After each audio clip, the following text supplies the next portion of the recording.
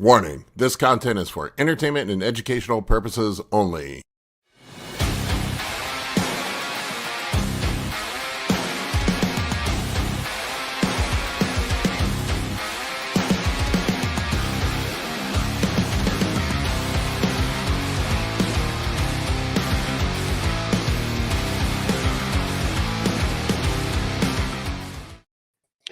What's up, everybody?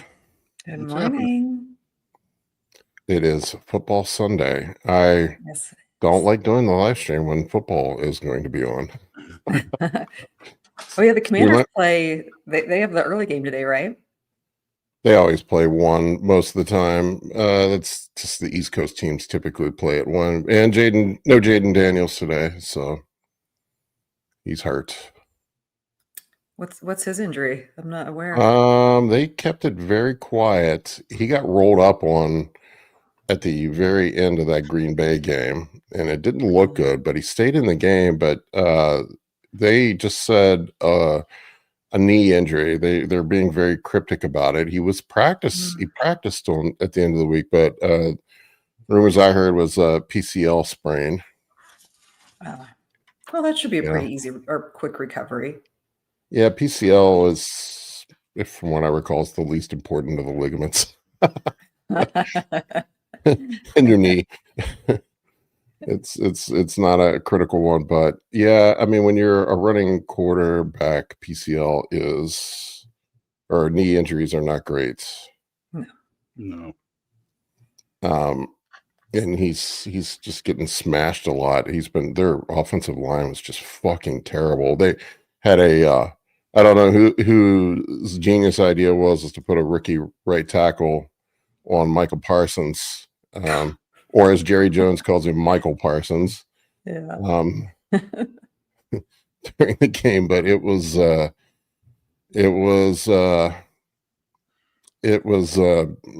not pretty. The guy just got destroyed, and Michael Parsons ate Jaden Daniels' lunch, took his lunch money, and just tore him up the whole game. It was pretty bad. Yeah. Who are you guys playing today? The Raiders. So we got that going for us. Right. That's right. Cowboys are playing the Bears, so we might win one. The Bears have not looked good for a long time. My assistant is from Chicago, and she and I, talk a lot about football. And, being a Bears fan is maybe even more long-suffering than being a Cowboys fan. Potentially.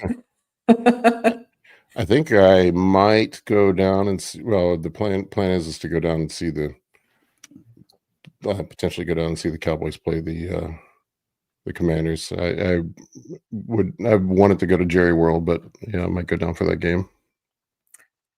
That would be amazing. I would go for that game just to see a game at AT&T Field. I think would be awesome.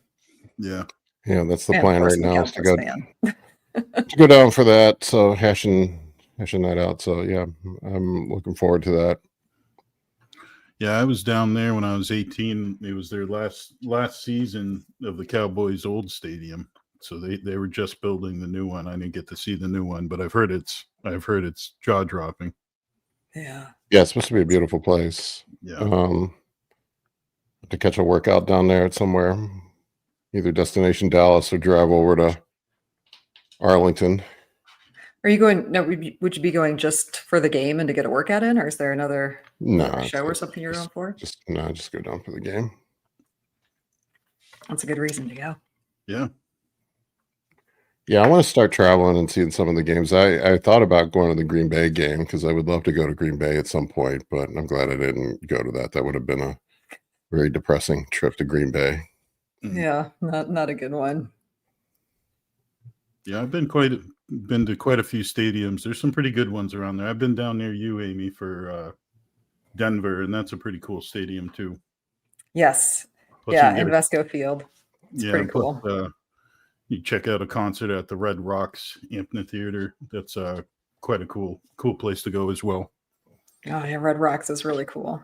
Yeah. I'm trying to think of places I've seen games. I've been to Tampa, I've been to New York, I've been to Baltimore, Pittsburgh, Philly a couple times. I've talked about that experience. That's a unique place to go see games.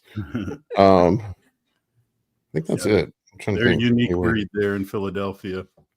You don't want to wear your opposing gear. Oh, Miami. Yeah, I went to a game in Miami one time. I think it was at the old stadium though. Yeah, but I've been to a few. I'd like to. My dream would be to go to all 16 games one year. Just do that. Just. Oh yeah. Oh, that would be awesome. That would be so cool, especially if they played an international game. That would be really cool. I'd love the international games. They play in Madrid this year. They have a game there. Oh, really? Because they usually do what? England, right? Usually do England. England, Mexico City. They did the one in Brazil, the opening night game, right? That was the Kansas City, right? Yep. Yep. Nice. Yeah. Yeah, I went to Kansas City too. That's a pretty good one. It's funny because when I went to Dallas, they just heckle the hell out of you there. But then you go to Kansas, and that was the year that Tom Brady lost like 40 points to like 7 points against Kansas on a Monday night. And everybody in Kansas, they felt bad for us. They saw me wearing my Patriots jersey. They're like, "Oh, do you want some barbecue? You want to come hang out with us?" It's like the total opposite of fans in Dallas and Kansas. It's pretty cool to see. Oh, I've been to a game in New England. That's another place I've been. Yep. I've been up there. Yeah. Phil, you wouldn't get that warm welcome in Philadelphia. No. People throwing beers at me and hot dogs and stuff. Yeah. Well, they used to say Oakland Raiders when they were back in Oakland. That was one heck of a place to go to if you want to get heckled. Yeah, it's not like that in Las Vegas now. Oh, thanks, man. I'm glad you like the shirt. Appreciates the shirt. I'm a collector of metal band shirts. I have a collection of shirts from different bands. Zach Wild's my man. I didn't really pay attention to the San Antonio Pro yesterday. I don't know. Yeah, me neither. It was was that the first show on the new point system? No, why would they start this point system 3 weeks out from the Olympia? It's so fucking stupid. Well, because it's all qualifying for next year's Olympia. These are gotcha. this year's Olympia qualification is closed, so everything now is for next year's Olympia. Oh, gotcha. Okay, so I misunderstood that. My apologies. Yeah. Well, next year, I think the Olympia might be moved up next year. I think they might be going back to September because the cutoff for Olympia qualification in 2026 is in August instead of September next year. So I think maybe they're moving up the date or moving it back to where it kind of used to be. I did see that Missy Truscott won again. I did see that. Oh, so good. I love her crossover. This was such a good move for her to go into figure. I mean, she looks perfect for figure. She does. She just has such the perfect shape for it. Like the very tiny waist, and she's got just beautiful lean legs. Like she just looks so good. Yeah, she looked great yesterday. I love her attitude too. She just always seems to be so I mean, the way she bounced back from that knee injury is just fucking crazy. Nothing seems to get her down. She just seems to just get after it, makes no excuses. Yeah. Always has a good attitude. Just looks so good. Yeah, so proportionate too. I mean, it's hard to find something missing on this girl. Mm-hmm. Yeah. I love her attitude. She just is just such a positive. I know she listens to us sometimes. I know she comments. She sent some comments and stuff. She documented her recovery and then her prep for last year's Olympia pretty extensively on her YouTube channel. And man, did she dig hard for that. Like it was pretty tough. Like she was very raw and open about how, I mean, you know this, Paul, like how depressing it is to be an injured athlete. And, especially for her in fitness, like feeling like perhaps you would never be able to come back from that. I mean, and then to come back and win, just amazing. Yeah. Such an amazing year. Yeah. Yeah, it's been Man, especially as you get older, like I've had a bunch of surgeries. This one's been my toughest one because I've never had an upper body injury before. Mhm. You know, like when I had my ACL tear, it's like, I don't have to train legs, you know. Legs are the least favorite thing to train anyway. You know, so it was like whatever. You know, I still hit upper body really hard, but man, it's been tough not being able to fucking do basically anything. Yeah. Upper body for the last 5 months. It's been really Us hard. When I tore my rotator cuff, I loved it. I just did glutes every single day. It was fantastic. I I just like, yeah, I don't know, for whatever reason this one's really hit me hard. I've been like having a hard time following a diet for the first time in years.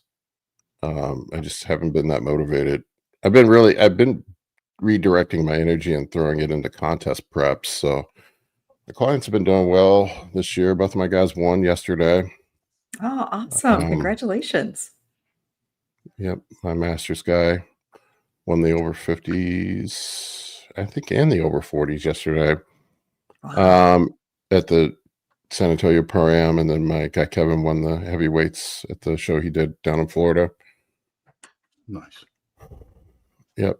So, Well, I'm sure coming back from an injury is tough, you know, too, because especially in this sport, we're so used to being like 100% one way or nothing at all. There's really it's really hard to wrap your mind around in the sport of bodybuilding, just going like nice and easy, working your way back from an injury and being okay with that mentally, taking these baby steps, you know, because I know you're like that. I mean, I think all three of us are 100% or nothing kind of people, you know what I mean? So being patient's just probably none of our specialties. it's pretty hard to get psyched up about doing rotator cuff exercises with the green TheraBand. Yeah.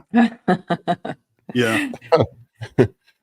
I'll be honest. Yeah, I mean, so like what my approach was, I did unilateral training for that time period. So I think that helped some. And then here in the last couple of weeks, I've gone back to bilateral movements where I just have reintroduced the movement patterns that I was using before, but going really, really, really, really light. Like I'm talking about like 25-pound shoulder presses and shit. Yeah. Hey, that's what I used to shoulder press. I could spot you for one time. Yeah. So it's just, you know, and I'm I'm actually starting to get a little more excited about, because then I'm going to slowly start ramping things up. But my doctor is just absolutely adamant that he doesn't want me to start really going back to full activity until the 6-month mark. Yeah. Well, it sounds smart. Play it all out. Get the therapy. Yeah. I definitely don't want to re-injure it. No, it'll be over before you think it. You know, we get this with our own clients, right? We've all had an injury to a client, and you can see it in their face. It's tough to keep them patient. So but it's always the smart decision. You can't speed these things up. You can only move backwards if you push yourself too hard. You know, so as much as it sucks, Paul, you're doing the right. You know, you're doing as much as can be done. Yeah, Nick, I started as a personal trainer. I got my first job as a personal trainer in 1993. So, yeah, I am at 32 years of training people, off and on. I took a sabbatical from the gym in my 30s. I took about a 9-year sabbatical and then got back into it. I was 4 years old when you started. Make you feel old? Oh, man, I feel old. Oh, I forget that you're a baby, Dave. Yeah, 30. It'll be 36 at the end of October. Oh, but your show is you're 3 weeks out from your first show?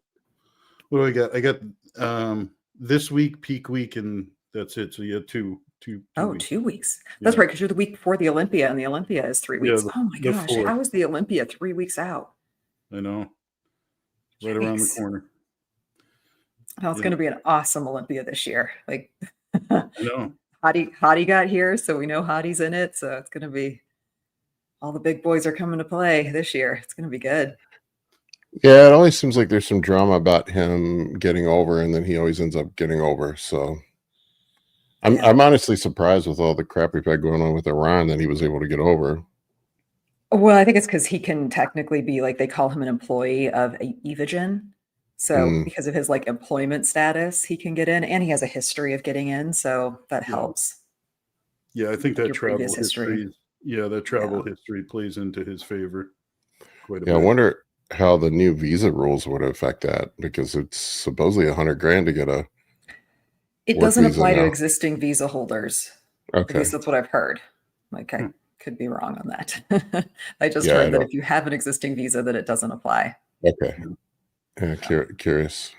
Now, I could be wrong, but I think part of the issue that Behrooz is having is he doesn't have as much of travel history, but he's also, I believe, ex-military too. So he's ex-military.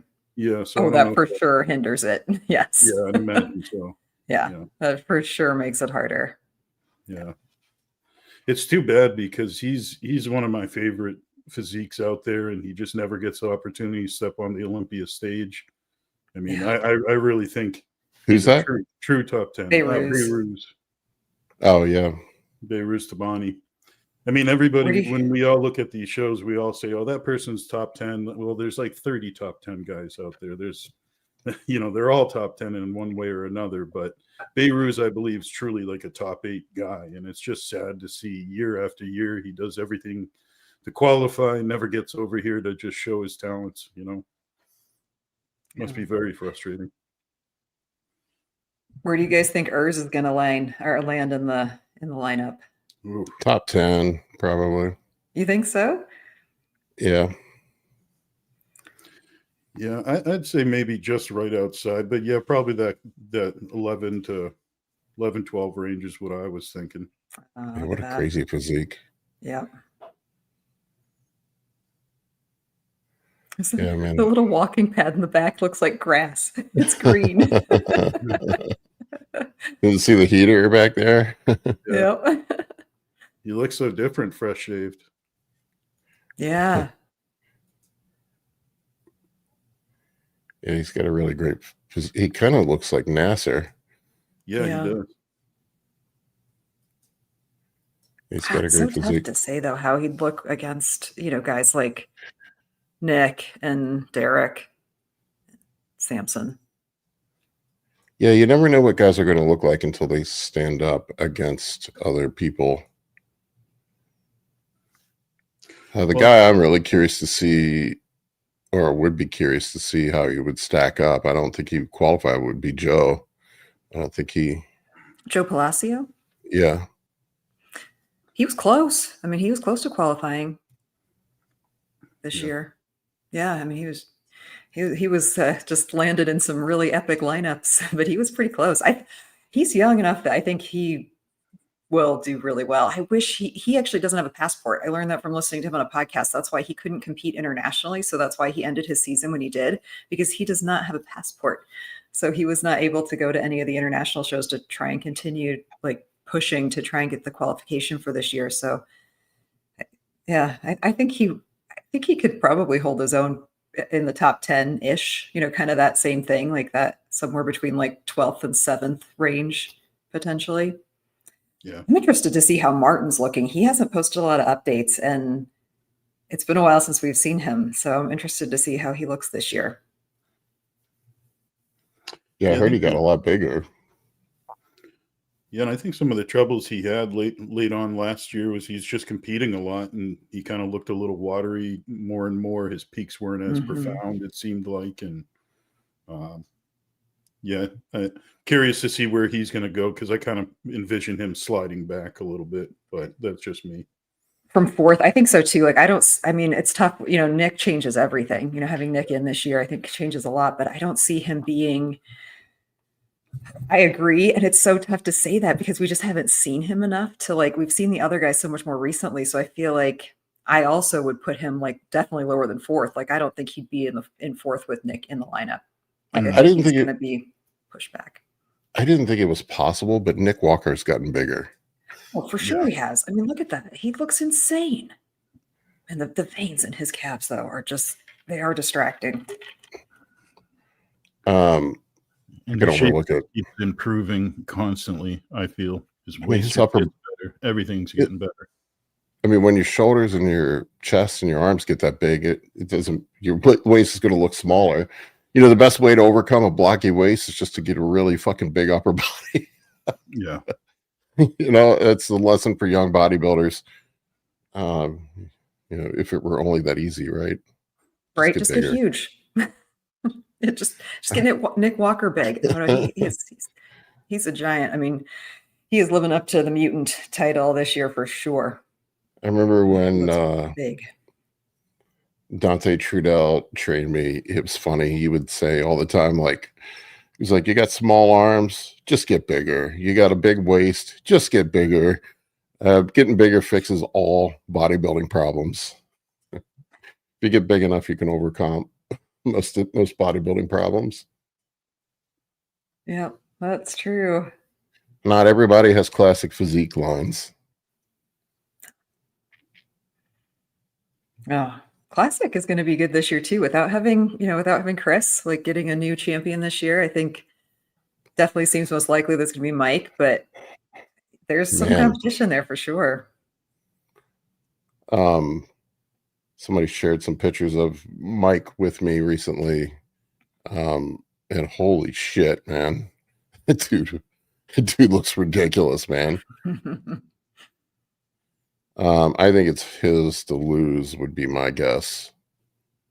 Yeah. Well, coming in second last year, and he looks pretty insane. Like it's hard to believe he carries that much muscle on that and still makes weight. Like I just it's just bewildering to me that he can be that fucking big and make weight for classic. I just like it's crazy. Yeah, and I'm curious of his weight cap. I think it's just around 200, give or take a couple pounds. A lot of muscle to fit on that frame. Mm-hmm. I mean, this is recent.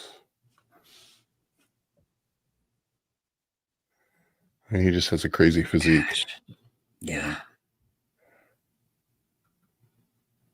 He is though. You're right, Dave. He's like one of those guys you think must have hollow bones.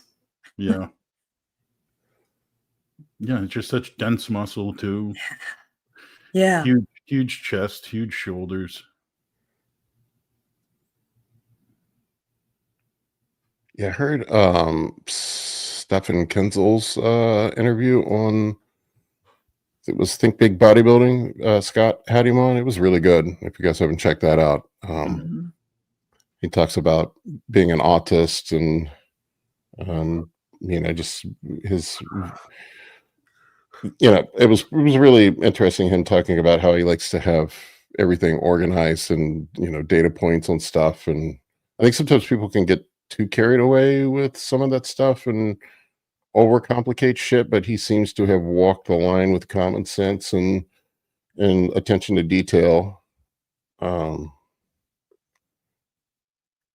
Yeah, I mean, he's got a lot of guys competing. I think they said he has something like 17 Olympians between. He has quite a few physique and classic guys.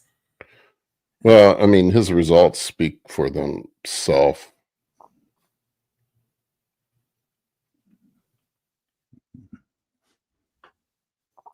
Yeah. I don't know how he does it because he's got men and women too, which is also pretty amazing. Like he coaches a wellness competitor that is, why am I having the prep brain is hitting me today, apparently. She's one of we were just talking about him. Who were we literally just talking about? Who we don't think is going to make the top. Martin. Oh, no. He's Martin's. Martin. Yeah, Martin's girlfriend. Martin's girlfriend is a wellness competitor who I follow, and she's so tiny. She's like 4'11", but she's incredible, and she's coached by him too. So like he gets everybody in shape, it seems. Yeah. I'm curious to see how he works out with Brett. Because I know Brett's kind of an interesting person to try to coach with fast metabolism and you're just constantly evolving and getting bigger. I know that's Has he been a posted struggle. any updates recently? Because he qualified for the Olympia so early on in the year that like he hasn't been posting anything either. So I think there's some video. Sleeper. I think there's some video on. It was this. Oh, Brett Wilkins. Yeah. I forgot about him. I always forget about him. Well, because he qualified like forever ago. So I don't think he competed since like the beginning of the year. The Detroit, right? No, it's the Legion. Was it the Legion? Okay. Legion. Yeah, I think he beat Bruno Santos early on last year. Oh, man. Yeah, I mean, he's a big dude. There's a lot of muscle on that frame. Mm-hmm. Do I even follow him? I unfollow him. See, because he doesn't seem to post a whole lot. Oh, there's right there, middle left. Yeah. Yep. This one? No, left all the way of his posing. That I think is pretty frequent. I mean, it's 4 weeks out. And his chest. He's got a crazy chest. Big lats. Yeah. Gosh, he's also got a little waist.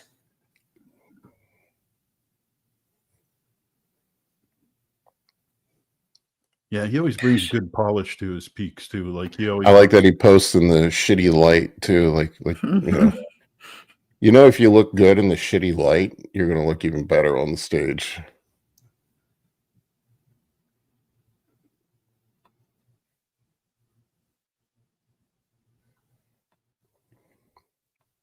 I mean he looks great. I kind of wish I was going to the Olympia this year, but then there's part of me is like, last year was enough for me. I wish I could go. I wish I was going. Just the timing is just a little bit awkward with where I'm at in prep, and I don't want to mess things up. So I'm gonna skip it.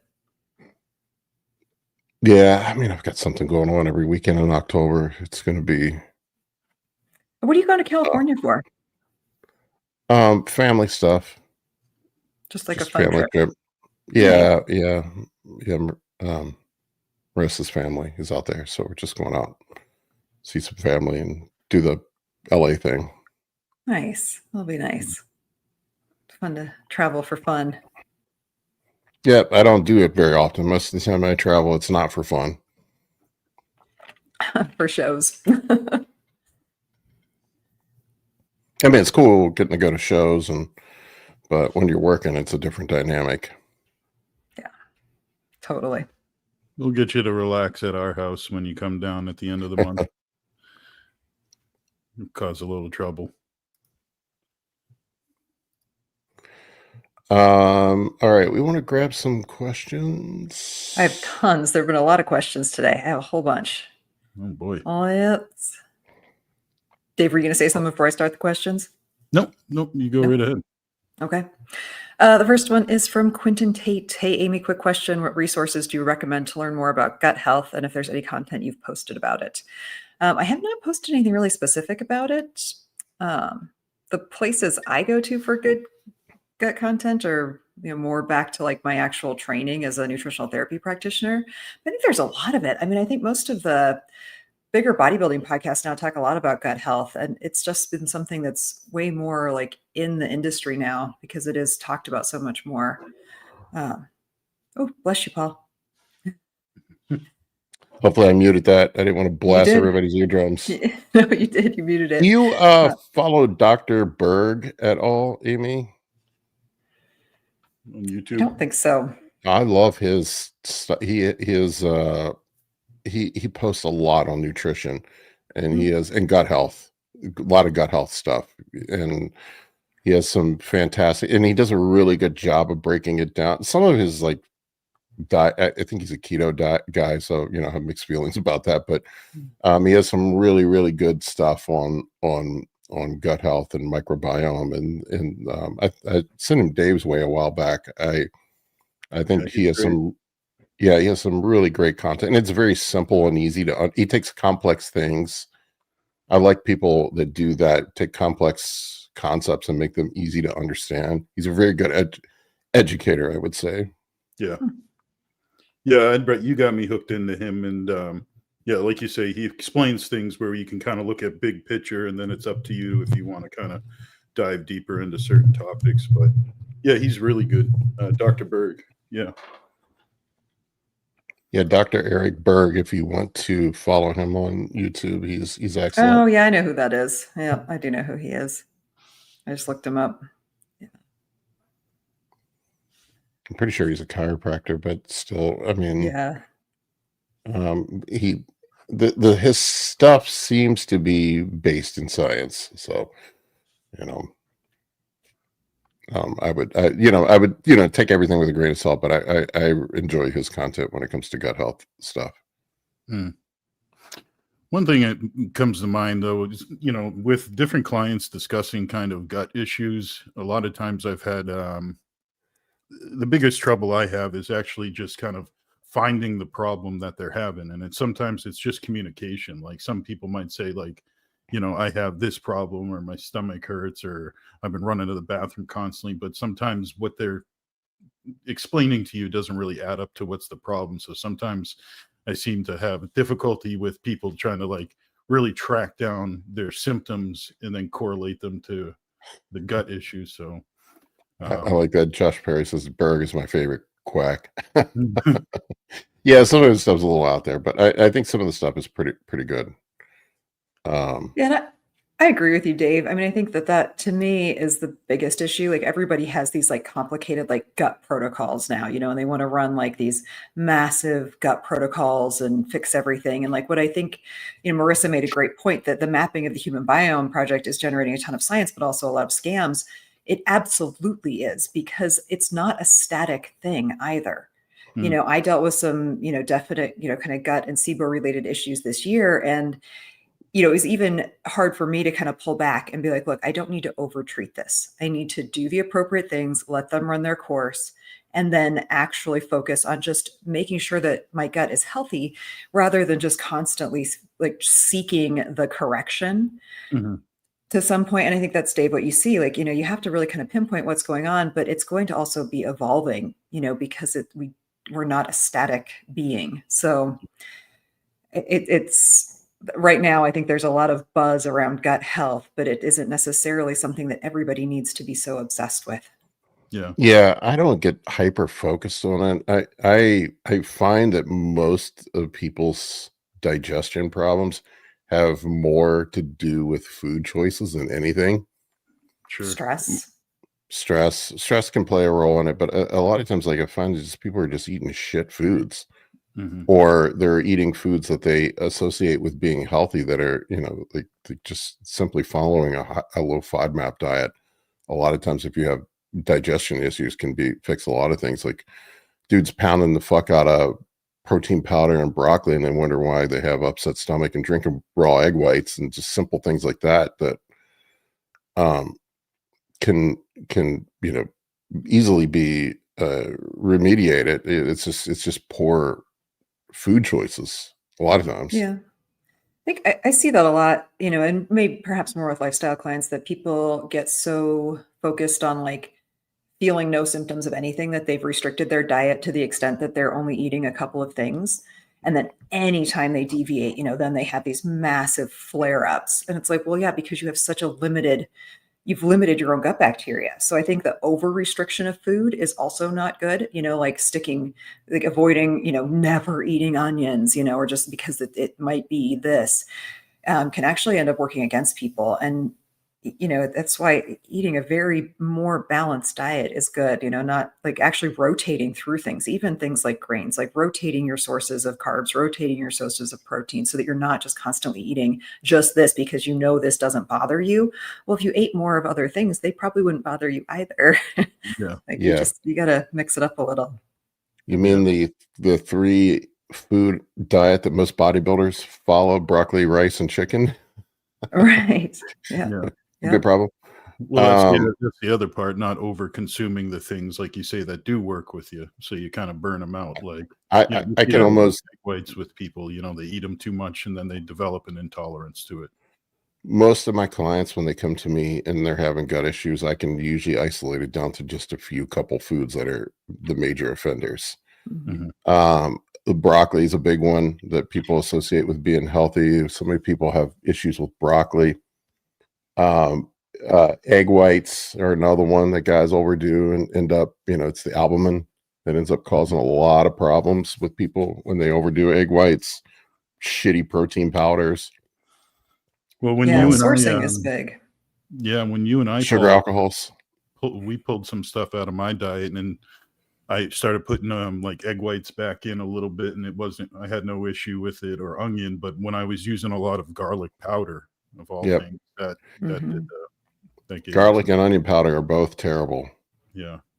Now, do They you guys really set can. up digestion as part of like your dialogue with your check-ins with people? I mean, that's something I ask them to hit on every week. Is it could be as simple as I'm fine, everything's working great.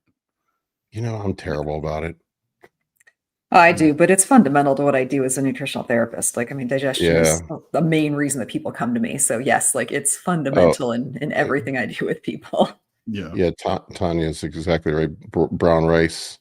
A yeah. lot of people overdo the high fiber foods. Mhm. Well, even just I rice, if you're not chewing it, like I know a lot of bodybuilders, especially, are like swallowing their rice basically whole, and that can Yeah, be emulsify your challenging food. on digestion. That's why I do cream of rice. Yeah. Well, I mean, that does help. Like, yeah. Baby food. All right, what do we got up? Next question. Oh yeah. Sorry, we have so many questions. Okay. Back to the top. Here we go. From Jacoby Dials. Do you guys have any experience with Ester?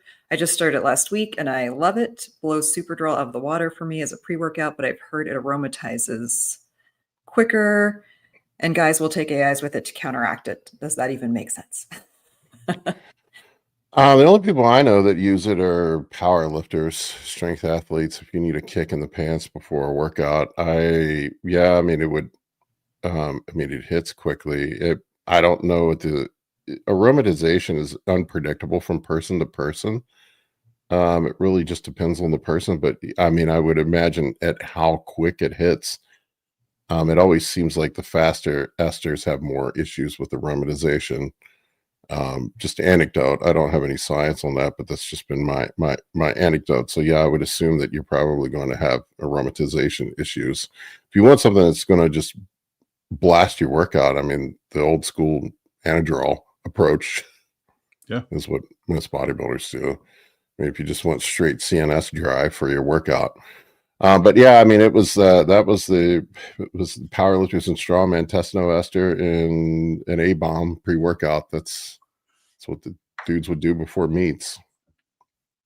yeah. I've used Ester, and I've really just got nothing other than just a solid pump from it. I don't think was worth the pip and worth the extra exposure, to be honest, because those are just milligrams that are adding up to. To be honest, I'd rather take Yeah, Anavar or an Anadrol if I really need to, get a I don't know bump. that it can. I think it depends on your specific sport. I don't know that it contributes a whole lot to bodybuilding.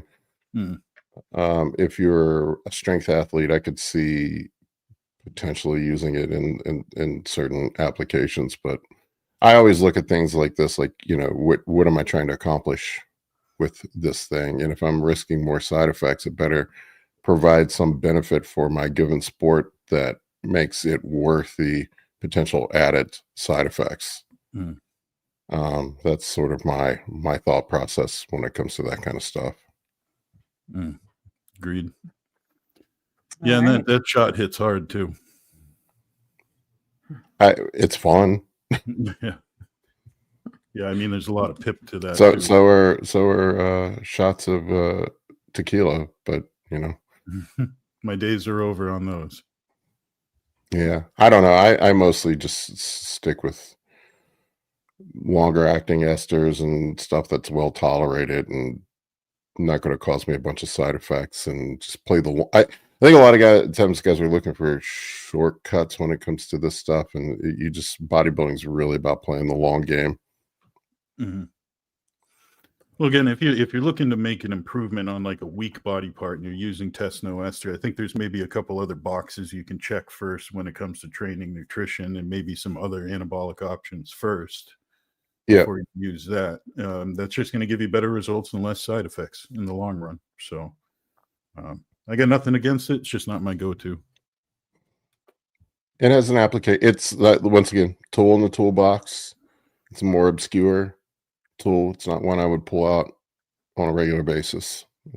But it has some application in some situations. All right, what do we got next? Next one is from Zionic. Have you guys ever personally used or had clients use T2? If so, what kind of results or drawbacks have you seen compared to T3 or just letting thyroid regulate naturally? I've never once heard of anybody using T2 ever. Yeah, I think it barely does anything.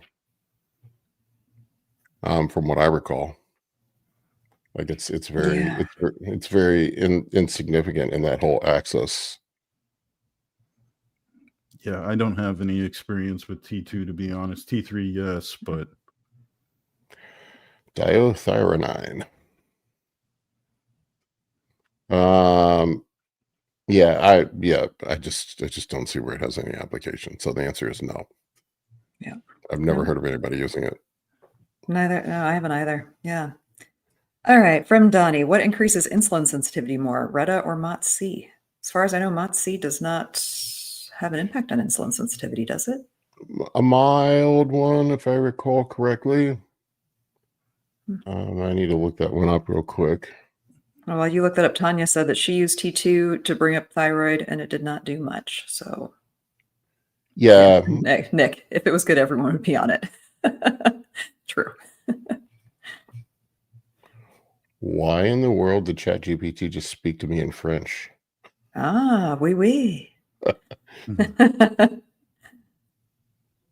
the hell?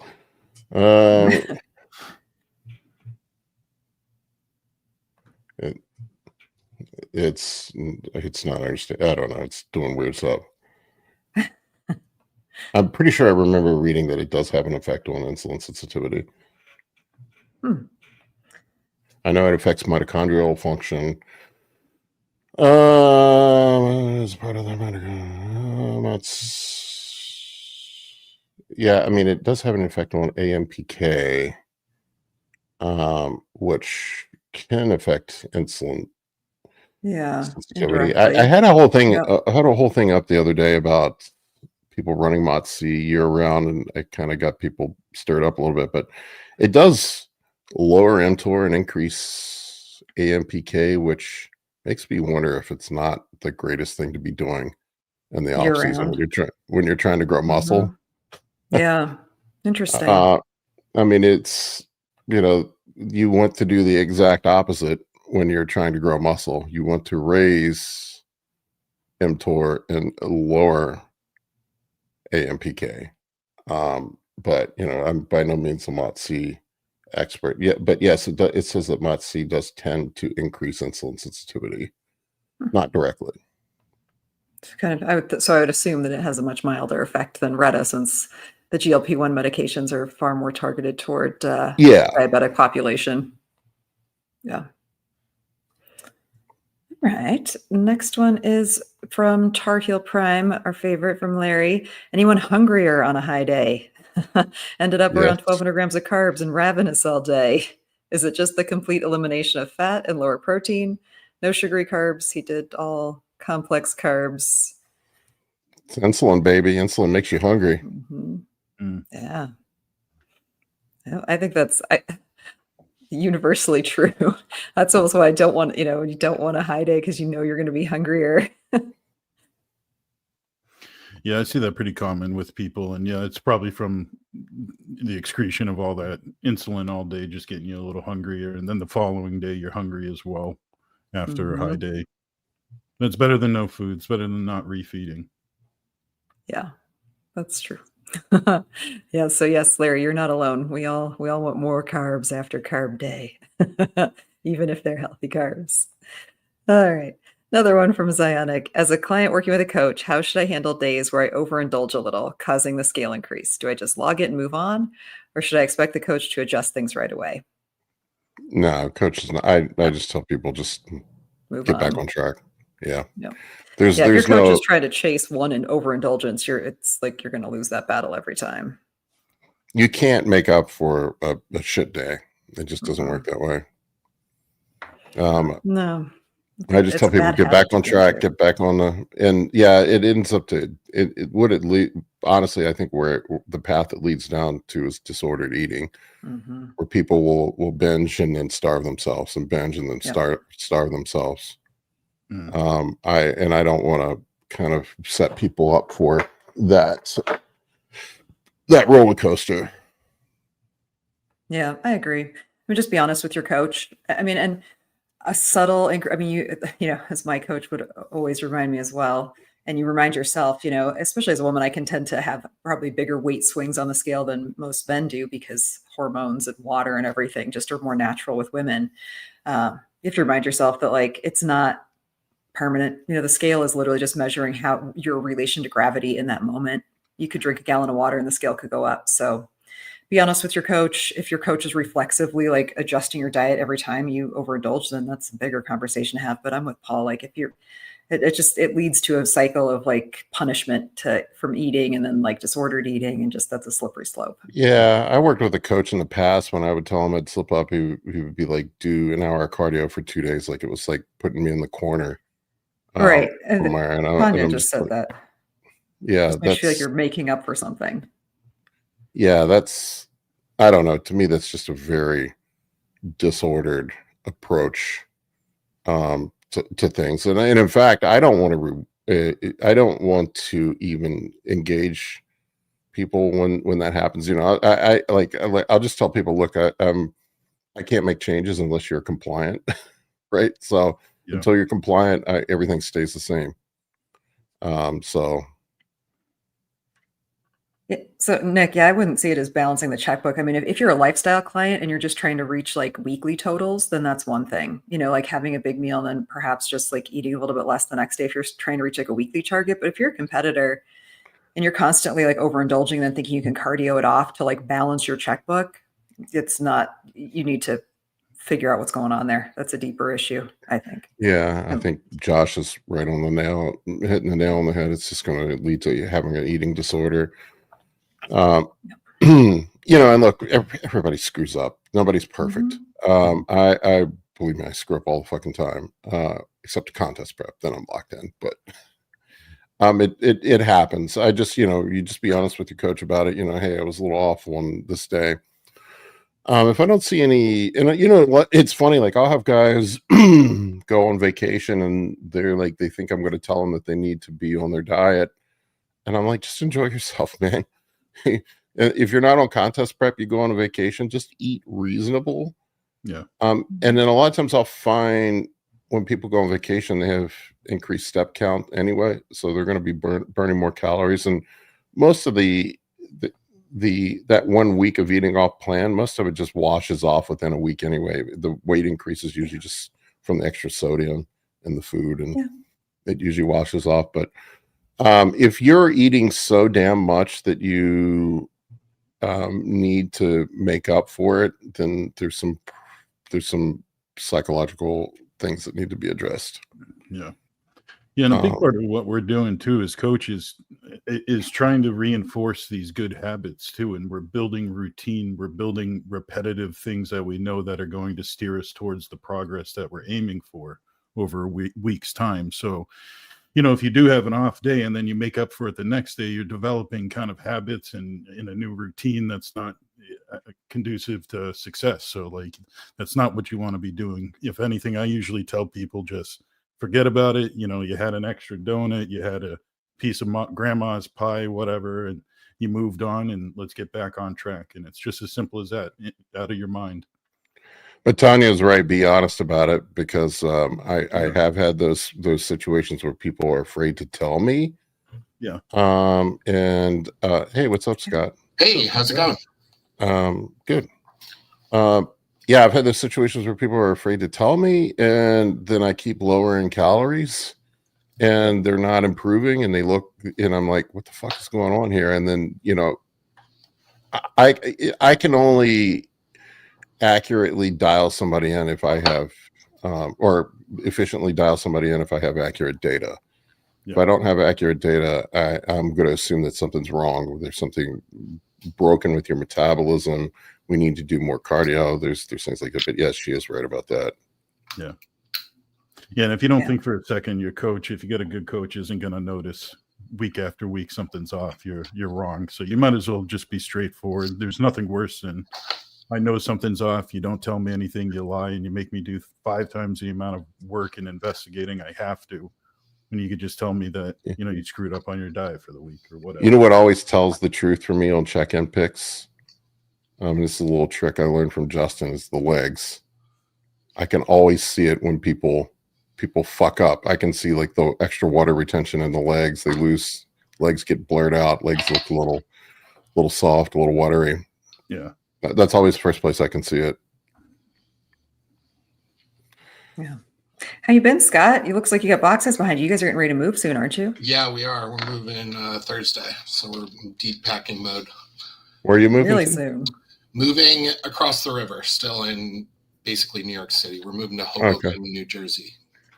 So I'm very familiar with Hoboken. I spent some time up there. Oh, really? When Yep. when you were working in IT or College. Okay. Yeah.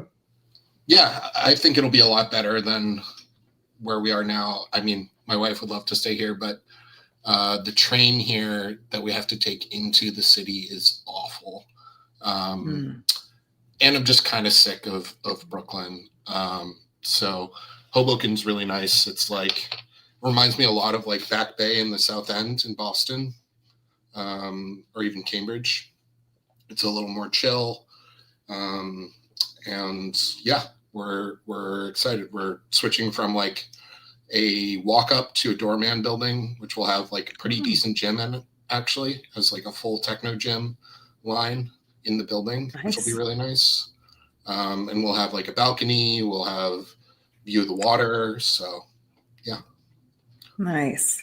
Yeah, having a gym in your building, especially if it's at least decent enough, like on days when it's like a blizzard or something outside, you know, just being able to get that workout in is clutch. I mean, I appreciate that. My building has a very small but acceptable gym for like a need to squeeze in a workout with the gym is closed or if I can't get there or whatever. So that is really handy. Yeah, I was pleasantly surprised. I think they even have dumbbells up to like 100 or 120 in a building gym, which is crazy. Wow. Yeah. So I don't know who's using them, but yeah. Somebody you don't usually see that in an apartment building gym. Mine go up to 50. Yeah. Yeah, we have I live in a community, but we have a fitness center in my community. I do use it occasionally. Used to go down there and do cardio, but I have a collection of cardio equipment in my house now that I don't use. I have a treadmill, I have a elliptical machine. I feel like a lot of people have that. I just look at it. I last year during contest prep, I had the great idea that I was going to spend, many thousands of dollars on a high-end elliptical machine that I was going to use daily when I got into the off season, and I've used it once. Wow. One time. I love the elliptical. I'm a big fan. Yeah, I like the elliptical too. It's the only thing that doesn't hurt my knees. I just switched. I think I was making a mistake this prep, doing the elliptical instead of the stair machine. I've always done stair machine on prep. And I was like, I think this elliptical is working for me. And don't think it was. I switched back to the stair machine this week. And I'm like, yeah, this was what needed to have happened when I started. Was it just not hard enough? Oh man, my legs just hold a lot of fat. And I'm like, my upper body will get like super lean and I'm still holding just like a ton of fat on my legs. And I was just so frustrated. I'm like, why am I holding like so much fat on my legs? Like I'm doing sprints this prep. I'm doing tons of other stuff this prep. And my legs just were not leaning out. And I'm like, because I work hard on the elliptical. Like I'm doing like a 9 mile an hour pace on the elliptical, but it's just, for me at least, I need to burn it out on those stairs. I mean, it's just. I never made my legs look worse than when I used the stairs. I completely lost my legs when I did the stairs on prep one time. I just completely blew them out. It's funny because I noticed like young guys can beat themselves up on the stairs, and it's like some guys just get better, but like it seems like the masters competitors, if I put them on stairs, they already struggle with legs anyway. Masters guys, it just makes them look worse. With Masters guys, I just been having them walk for prep, for the most part, or elliptical, walk or elliptical. But and then it's you can get away with a lot more with the younger guys. You can press people harder. But I know a lot of seems like most bikini competitors use the elliptical. That seems to be what they use. Yeah, This bikini competitor is hitting the stairs. I mean, sorry, stairs, not elliptical, stairs. I live in a neighborhood called Park Slope, so it's on a pretty steep incline, and so I still wake up at 5 a.m. naturally from prep, and I'll just go out and walk my dogs for like 35 minutes as fast as I can, and that's basically my cardio for the day right now. Oh, that's nice. But you're moving into your off season, so that's that is already, a good thing. Already 20 pounds up from stage. Wow. How do you feel? Done with food already. No. Oh, but you have to eat so much. Yeah, I'm already at like 6,000 calories daily. So yeah, you look at your body was ready to soak it up. Yeah. I feel fat, but the pictures say otherwise, and my coach just keeps adding food. So whatever. I feel like a healthy bit of body dysmorphia is always appropriate for a bodybuilder. Yeah, it's part of the gig. Yeah, it's just how it goes. Yeah, I have the opposite problem. I always feel small. Yeah. That's the curse of being a bodybuilder. You'll never be big enough or small. I've been prepping a lot of people. I think I prepped close to 50 people this year, but there's always two types on prep, and I have to save both of them from themselves. Is the guy that thinks he's getting flat, and then the dude that thinks he's not lean enough. And it's like it's usually the truth is always in the middle somewhere. Yeah, I get both. Although I'm guilty on prep of pushing myself too hard. That's been my issue in the past of not thinking I'm lean enough. That's always been a problem with me in the past. And Justin's, this is why you also have a coach. Justin gets aggressive with the food. I wish he was on today, but yeah, Justin definitely gets aggressive with the food. Yeah, he keeps people fed. I feel like you must have collected some pretty interesting data this year, Paul, with all the people you've prepped. Yeah, it's been. I think largely I've had good results. There's been a few that I wish would have turned out better. I tell you, the biggest piece of data I collected this year on prep is that every fucking bit of Masteron out there is fake. Yeah, that was the biggest thing I collected. So that's funny. I'm using it right now, and I tested it. It's real. Yeah, I had a bunch of people with fake Masteron this year. I've seen it. Yeah, it's the wild thing that I've really, and then I did that mentorship with AJ this year. But the wild thing that I really saw, over the last 2 years, I probably prepped over 100, close to 100 people, I guess, over the last 2 years. Wow. But the biggest thing I can tell you is that no two people are the same. I mean, it's every prep is fucking different for every person, even from person to person, from prep to prep, it's different. Mm-hmm. Yeah. What worked last year might not work this year, and you really, really have to be willing to not be stubborn with your approach and pivot when you need to pivot. Yeah, I think I've gotten better at this year, and because I'm a very organized and analytical person, and I like having a game plan laid out and spreadsheet for the whole thing, and it should work based on this protocol, but sometimes it doesn't, and you have to be willing to try some wacky shit, and that was definitely what I learned from AJ. And that dude's like the prep rain man.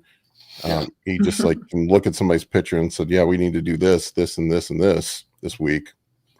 But yeah, it's been fun. I mean, because I've kind of thrown myself into that since I can't really train.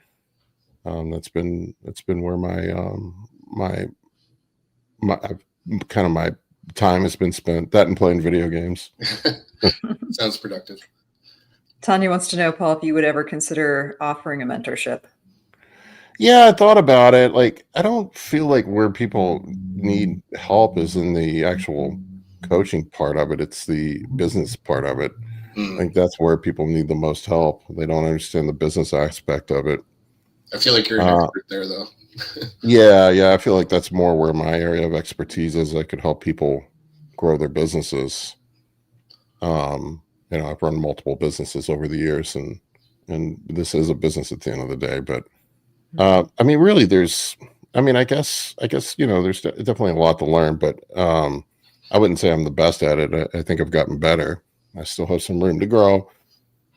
Definitely a lot of room to grow, but that's always part of the journey. But yeah, I think I've thought about it. I feel like a lot of the modern mentorship programs and courses out there kind of lack that business side. Yeah, they don't seem to focus on the business side. And I think a lot of people out there that are already coaching and they're actually pretty good at it. They just don't have enough clients. Yeah. Well, they got to post more things of, I only have 5 spots left. Basically everything today. that every 18-year-old business growth guru tells you to do is what you shouldn't do. You shouldn't pose with a Lamborghini and think that people are just going to flock to me. Oh my God. I get daily. It just cracks me up. I get some 19-year-old kids like, yo, bro, you need to let me help you take your business to the next level. Yeah. I'm going to show you how to market yourself. And, I have this killer email campaign that's going to, make you a millionaire. I've helped other coaches, bring in 50 new clients a month. And I'm like, That's funny. You have 300 fucking followers on Instagram. You're an expert at marketing. I get those emails for the podcast all the time. And it's like, I recorded this, our CEO recorded this custom womb video for you. And it's like an 18-year-old kid is, the CEO. And I get that all the time. Like the biggest thing I can tell people like with business is it's just basic shit. It's just work your balls off, be honest, have some integrity, and be authentic. I think people try to manufacture these identities online that aren't themselves, and then it just comes off as inauthentic and disingenuous, and you may fool a few people with it, but it's just a short-term strategy that doesn't really benefit you long term. It just basically do a really good job, take good care of people, provide a good service, work hard, and be honest and forthright with your content and marketing. And really that's in over time, it's just like bodybuilding. If you just do the basic shit, work hard at it, over time you're going to accumulate more and more success. And it tends to, the way I heard it described to me, I can't remember which business guru it was, but he said it's like trying to roll a snowball down the hill. It takes a lot of effort to get that thing built up, but once it's to a certain size, it's going to have its own gravity and momentum, where it's just going to keep going. But that's typically what the crazy MLM stuff and having levels to shit. Just be honest, just work hard, do a good job for people, have some fucking integrity, and produce results. If you're doing a good job for people, they're going to scream from the highest mountaintop for you on your behalf. I don't really market anything. All my clients fucking tag me and all this shit that I repost. It's just guys tagging me because they're happy with their results, and I just share their stuff on my stories. It's really that simple. I feel like I have a few close friends who are really, really good coaches who don't market themselves. And like Tommy John is a great example. He's getting much better at it, but for a long time he just didn't do anything. Yeah, I mean, you do have to promote yourself, but when you do promote yourself, you want this is a good point, Ryan. Have humility and integrity. Yeah, have humility. Yeah, be humble. People don't like. Well, I mean, there are some people that fake alpha stuff works on some people, but it usually just ends up coming crashing down on you at some point. People end up thinking you're an asshole.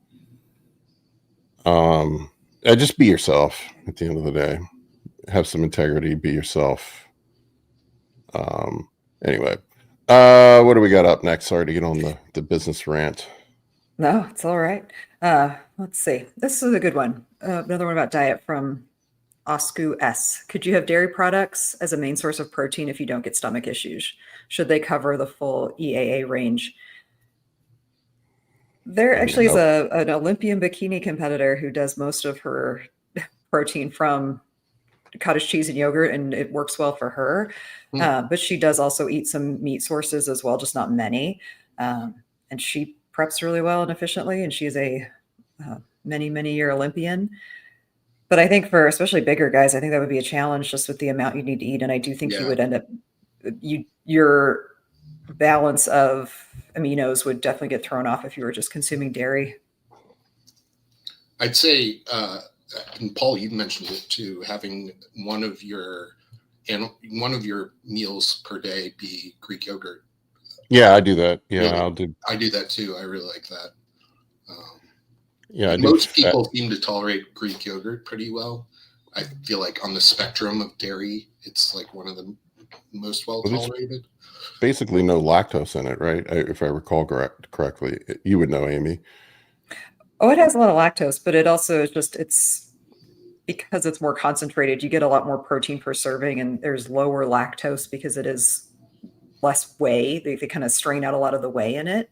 But there is definitely lactose in it still, unless you're buying specific lactose-free yogurt.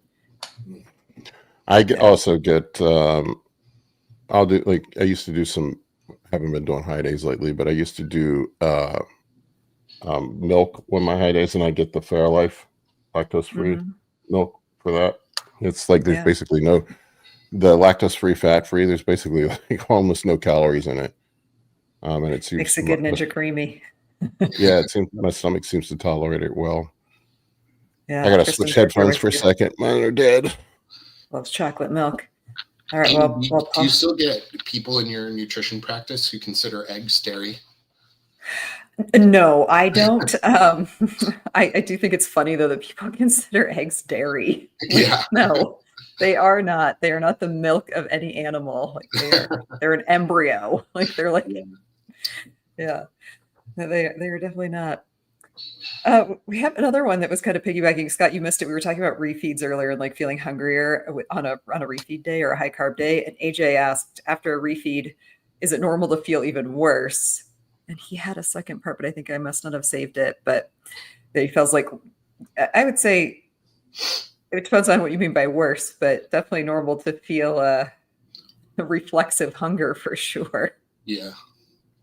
You can also, like, there's a concept of, in general, when you're in a high stress state and you alleviate some of that stress, your body kind of relaxes and adrenaline decreases, cortisol decreases, and you can feel a lot worse. It's like, you know, how every student gets sick after finals are over, and how, like, if you've been training super hard and then you take a day off, sometimes you feel worse because the fatigue like catches up to you.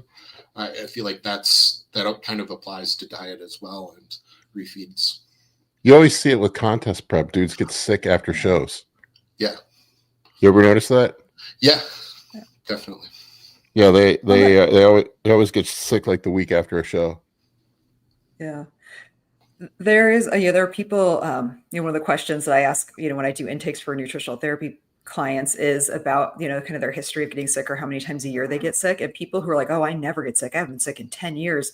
But they're also that type of person that's running like 1,000,000 miles an hour all the time. Like, well, yeah, because your body is like so depleted and stressed out. So some of that too, it's like that reflexive, like you almost have that like cortisol dump at the end of a show. And like your body finally feels like almost safe enough to let its, barriers down a little bit. Like there's a part of like exercising your immune system like anything else that you kind of, you want it to be functional when it needs to be. So like getting sick occasionally is not the worst thing ever. So but yeah, when you're on prep, Paul, you got sick during prep, but it is rare that you hear somebody getting sick during prep. It's usually right after. Yeah. Yeah, I had COVID. like 2 weeks out from my show last year. Yeah. I wanted to touch on Tanya's thing real quick. This is another, I'm going back to the business rant real quick, but Yep. Tanya had let's see. Oh no, it was Nick. Sorry, is that Oh, sorry. I just. Oh yeah, yeah. I'm just disenchanted with the whole marketing process. I'll tell you, this is something I can't remember. Maybe it was Alex Hormozzi I heard this from. But this has always been kind of my approach to marketing myself, is to give all your information away for free and then charge for your time. You know, and try to put, it's like I see a lot of people out there that are real gimmicky with their content to try to encourage people to engage with them, and like are holding back sharing information, thinking that somehow is going to benefit them to not not be forthcoming with everything that they know. I used to do it when I would do IT consulting. I'd go in and sit down with a meeting with a client. I wouldn't charge for an initial meeting, and I'd sit down and just tell them an entire strategy of how I wanted to lay things out, rather than giving them a sales pitch. And I would put all the information out there for free, and I just found I got, it's the same thing with the stuff I do for bodybuilding. Basically everything I know and I've learned is up on YouTube for free. And try to be informational and helpful with your content, and I think that will and be authentic. I think ultimately that'll get you more business than trying to have some sort of crazy strategy and just being disingenuous with shit, holding things back. Yeah. Very true. All right. There's a pretty crazy classic physique result at the show yesterday. I didn't see the results from the show. Yeah, so there was this San Antonio show that was absolutely stacked. Yeah. And there's this guy, Andy P. I don't know his full last name, but he won 3 classic physique shows in a row. Oh, yeah. Which is, I know what you're talking about. Insane. And he's like shredded. He looks amazing. He's pretty tall too. He's like almost 6 foot. And he's qualified for the Olympia, obviously, because he won 3 shows. So he was going to come in and, presumably win this show to try to get in for next year, get ahead of the new point system. And this show was stacked, like 20 or 30 classic guys, a lot of really top guys. And he got 5th at this show. And he looked his best ever. So it's not like he missed. And Anton, that 21-year-old kid, he got 2nd, and it was a really close 2nd. So that was really cool. Rudvadev won. Yeah, the guy who won looked incredible too, obviously. I'm probably mispronouncing his name. Let's see if I can find him. I never even heard of this guy. I don't keep up with classic that much. Yeah. Andy, if I could read this, Paredes. Yeah, that's him.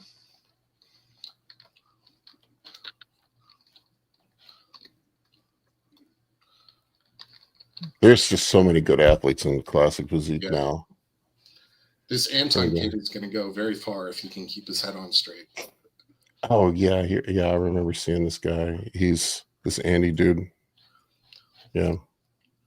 Yeah. What a crazy waist! Holy shit. Yeah. He's only like 25. Wow. Your physique just has he's got a nice little injection lump on his glute. I see it over there on the left. This guy's definitely going to go into open at some point.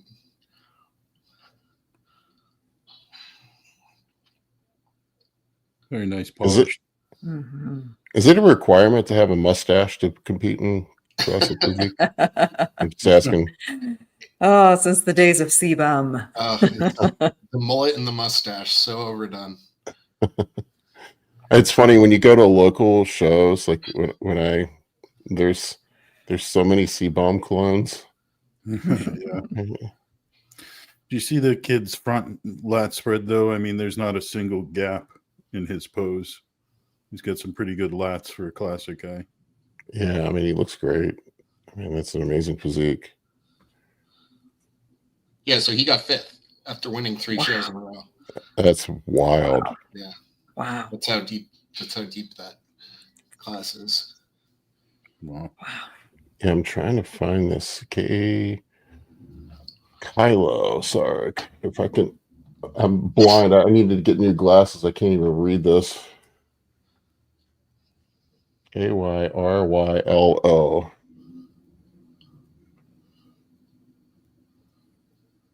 I'm totally old manning it right now. Here he is. I'm going to give him a follow. He's got 185,000 followers, and I didn't even know who he was. I wonder what nationality he is. I mean, that sounds like an Eastern European name. Yeah, I know Anton's Ukrainian, so it would be pretty funny if they were both Ukrainian. Something in that water. Wow, that dude looks great. Oh, yeah, he's shredded.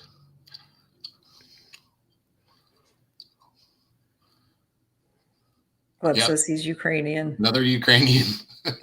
Man, it's a beautiful poser too. Oh, Man, all the crap that's going on over there, and you're able to get yourself in shape for a show. yeah. Right? Makes you feel like no one else has any excuses. Yeah. Like, what's your excuse, dude? Oh, Yeah. man. You're in the middle of a war, and you can get yourself in shape for a show and win a show. So balanced, too. He's so proportionate. Wow, he's got Yeah, his posing is really smooth. Yeah. really good. He really knows how to kind of just move through his transitions really efficiently too.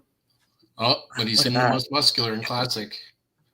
Naughty. I've never understood the most muscular in classic. It's kind of funny. Apparently he's got a pretty prolific YouTube channel. Oh, he's in the US. Yeah. I'm sure he still has family over there. It must be tough. Wow, Yeah. look at that. Yeah, great I condition. love the background there at San Antonio. I don't understand promoters doing orange and red backgrounds when everybody is tan. It's like the worst. Some of my favorite pictures from one of my shows, they had a really cool, it was almost like a steel blue and black background, and it was the best pictures. Like, who picks orange and red for a background of a He bodybuilding kind of show? looks like he's on fire. Yes. Dark colors, black works the best. Yeah. How's your prep going?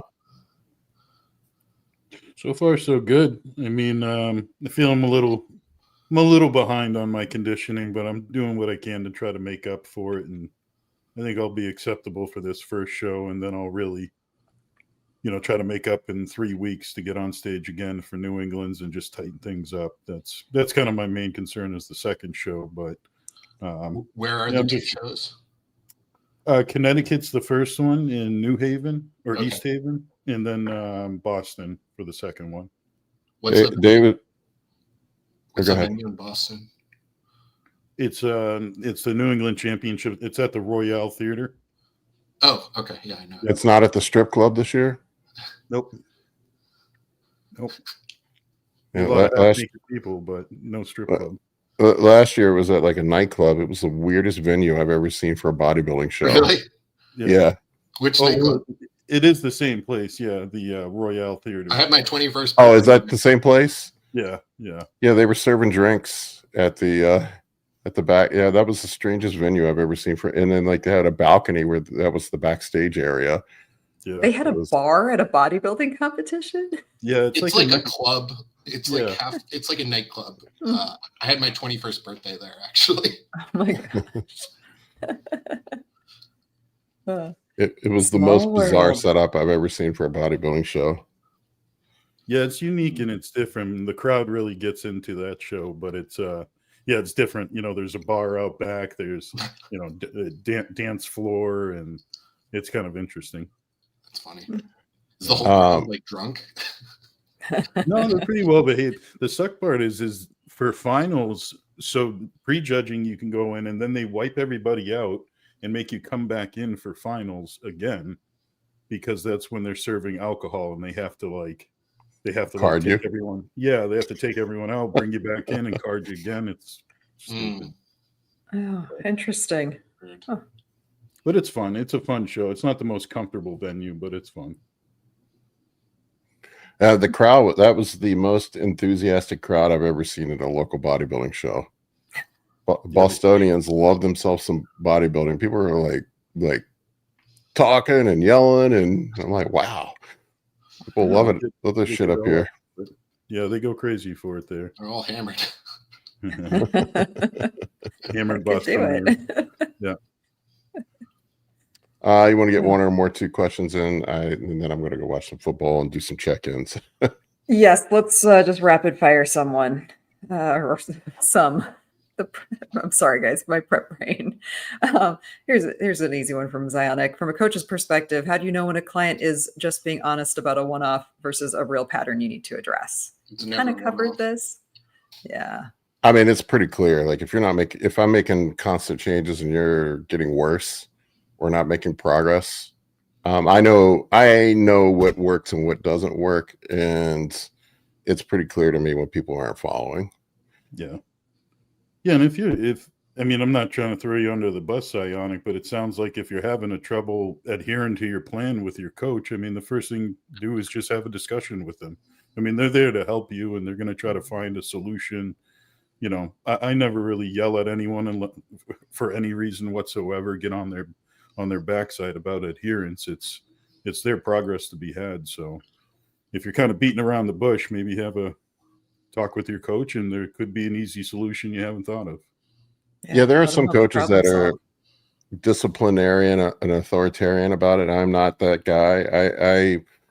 I take your data, I give you feedback, I provide you what I think the plan should be. But if you need me to kick you in the ass, I'm not that dude. In fact, it irritates me when I have to motivate people.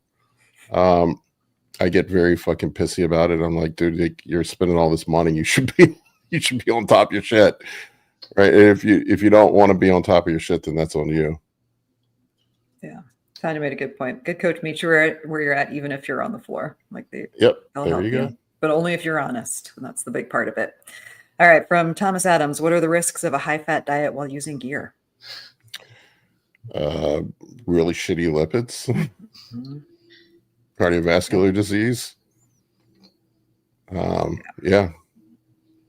I mean, when you're taking PEDs, you're already going to have lipid skewing, and a lot of it's genetics.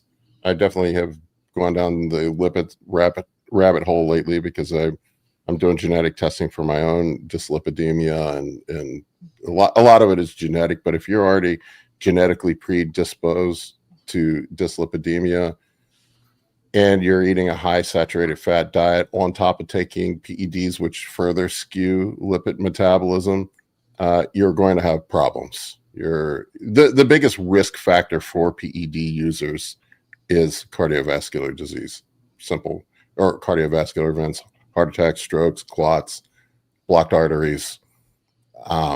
And I think if you're eating a diet in high, and most people, I would say most guys that I run to that come to me for coaching, they're eating way too many saturated fats, not enough essential fatty acids. And we need to rebalance things. I'm not a no fat guy. I eat the right kind of fats type of guy when it comes to diets. But most people vastly overeat, and it's just a Western problem, vastly overeat saturated fats. And you're going to have even further problems because PEDs are going to have, everybody on PEDs for the most part has some elevation in blood pressure. Everybody has some lipid skewing. There's a certain degree of lipid skewing that's just going to happen no matter what. You just suppressed HDL, increased LDL. Although a lot of that now, that equation has changed with the addition of GLP-1s. They seem to correct a lot of the dyslipidemia. But, yep.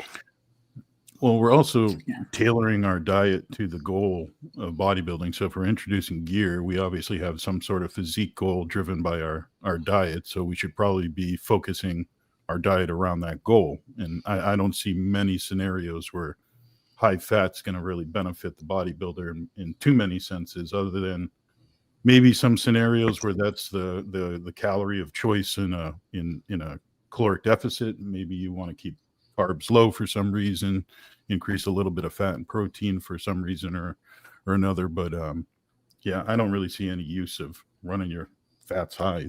I also bring the point up, like, and this is something that most guys can't answer when I challenge them on this. Like, what exactly does a lot of saturated fats contribute to hypertrophy? Oh, it doesn't. It contributes nothing. Yeah. Right. You're only increasing risk of dyslipidemia by eating a ton of saturated fats. I'm not saying that if you're eating lean protein sources, you're going to keep your saturated fats low just by the sake of your food choices. But anyway, that's kind of my rant on that. Yeah, sourcing matters. I mean, I think that's been the theme of most of our talk about diet today, is that sourcing does matter. I mean, if you're getting saturated fat from like beef versus saturated fat from like processed carbs that have tons of added saturated fat in them, or like tasty cakes, totally different kind of saturated fat. Yeah. I'm getting some weird feedback. Are you guys hearing that? Sounds like a vacuum cleaner. Yeah. Oh, sorry, that's me. My wife's vacuum. Oh. I'll go on mute.